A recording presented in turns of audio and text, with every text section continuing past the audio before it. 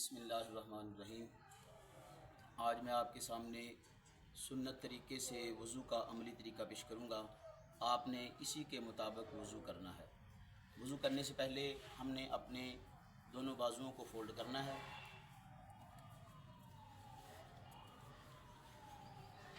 دونوں بازوؤں کو فولڈ کر کے ہم نے وضو والی دعا بسم اللہ الرحمن الرحیم بسم اللہ والحمدللہ پڑھ کے وضو شروع کرنا ہے۔ وضو شروع کرنے سے پہلے ہم نے اپنے دونوں ہاتھوں کو اچھی طرح دھونا ہے۔ دونوں ہاتھوں کو صابن کے ساتھ اچھی طرح دھوئیں گے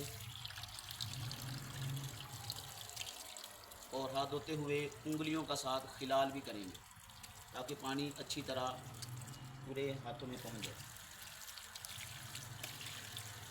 دونوں ہاتھ دھونے کے بعد ہم کلی کریں گے، 3 دفعہ کلی کریں گے۔ دائیں ہاتھ کے ساتھ کلی کریں گے اور شہادت والی انگلی کے ساتھ ہم دانتوں کی صفائی کریں گے۔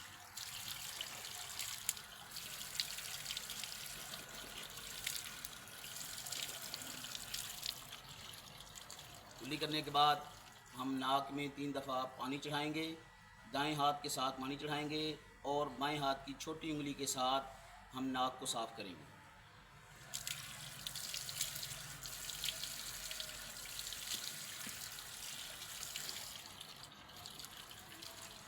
ناک صاف کرنے کے بعد ہم اپنا چہرہ دھوئیں گے۔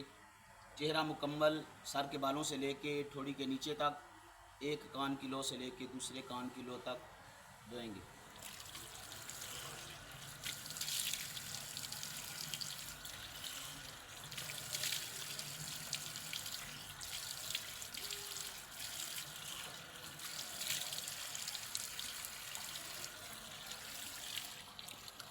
چہرہ دھونے کے بعد اب ہم اپنے دونوں بازو کوہنیوں سمیت دھوئیں گے۔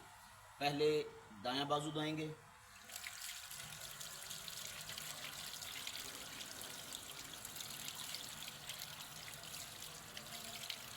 تین مرتبہ، پھر ہم بایاں بازو دھوئیں گے 3 مرتبہ۔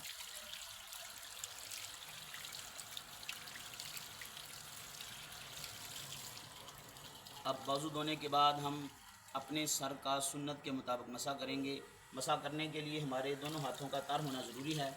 پہلے ہاتھوں کو تر کیا، پھر مسح کرنے کا طریقہ یہ ہے کہ اپنے دونوں ہاتھوں کی یہ انگلیاں آپس میں ساتھ ملائیں گے، یہاں سے مسح شروع کرتے ہوئے پیچھے تک لے جائیں گے اور جو ہمارے ہاتھ کی ہتھیلیاں ہیں ان کو یہاں سے پیچھے لائیں گے اور شہادت والی انگلیوں کے ساتھ کانوں کا مسح کریں گے اور انگوٹھوں کے ساتھ کانوں کے پیچھے سے مسح کریں گے، اور جو ہماری ہاتھ کی انگلیاں ہیں جو بیک سائڈ ہے اسے گردن کا پیچھے سے مسح کریں گے۔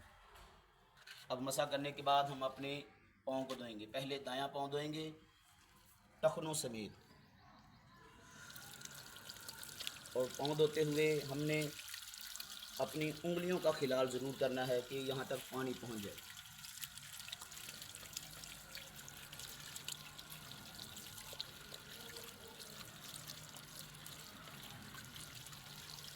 اب ہم بایاں پاؤں دھوئیں گے۔